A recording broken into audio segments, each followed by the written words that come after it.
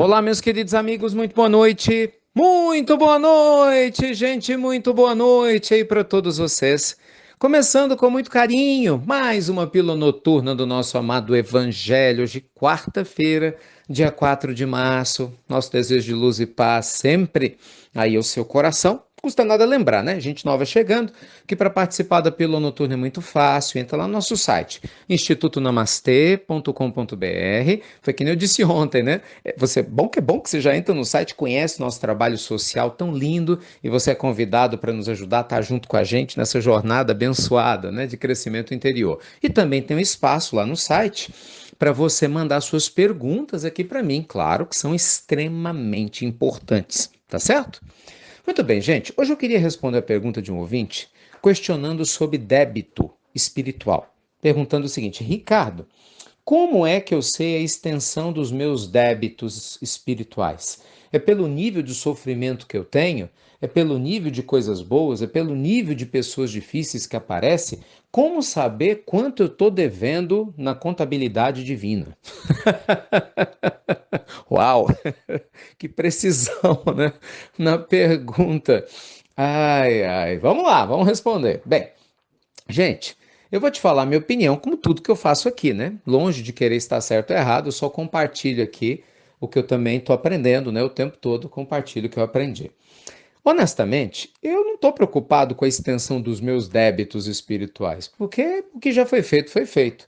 Eu estou preocupado, e eu acho que é o que todos nós devemos nos ater, ao que é possível ser feito agora, para que a minha vida seja mais iluminada e feliz. Por que eu estou te dizendo isso? Quem se preocupa muito em entender a escuridão, fica especializado em escuridão e se distancia da própria luz. Quem fala demais do mal, da origem do mal, se torna especialista no mal, mas infelizmente isso não quer dizer que você vai se aproximar do bem.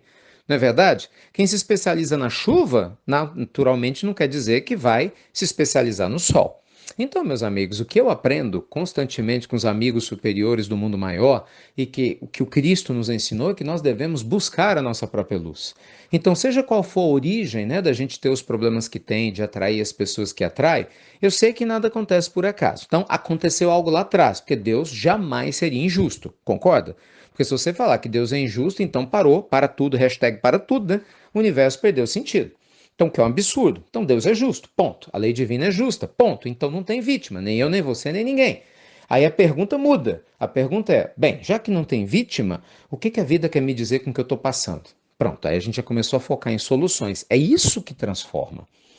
Nem sempre a gente vai achar a resposta de imediato. Aliás, para dizer ser sincero, quase nunca, né?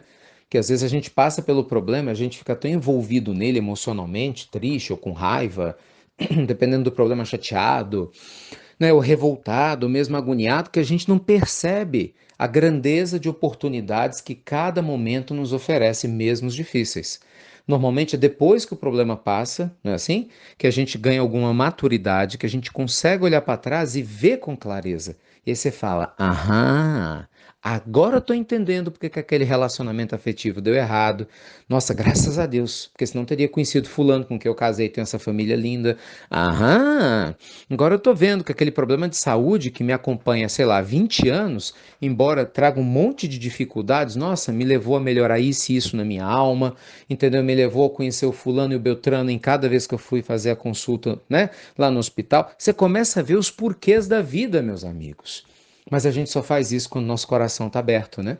Quando a gente quer ver e quando o nosso foco está na luz. Então, nosso conselho carinhoso e respeitoso, ao invés de se preocupar com extensão de débito, se preocupe com a extensão de bênçãos que você tem na vida atual.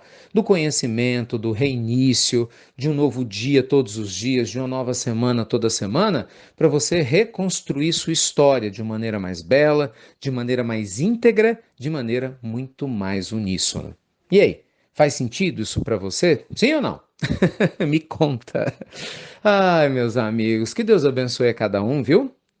Com muita luz e paz.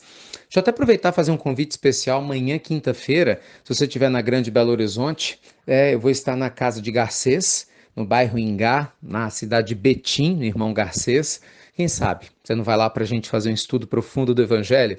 e vamos conversar bastante a esse respeito, tá bem? A partir das 8 horas da noite estaremos lá no Irmão Garcês, em Betim, amanhã, quinta-feira.